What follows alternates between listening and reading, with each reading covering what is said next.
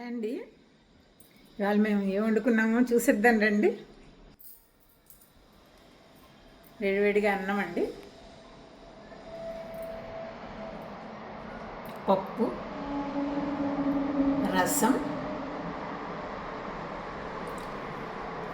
వంకాయ గుత్తి కూర, గుత్తి కారం పెట్టి కొత్తిమీర అన్నీ వేసి కూర అండి. చాలా టేస్టీగా ఉంటుంది.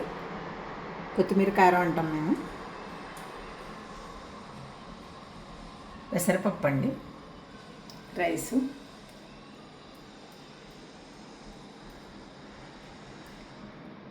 చల్లచల్లంగా పెరుగు, నెయ్యి అండి.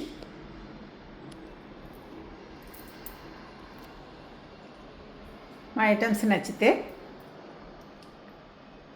చేయండి, సబ్స్క్రైబ్ చేసుకోండి.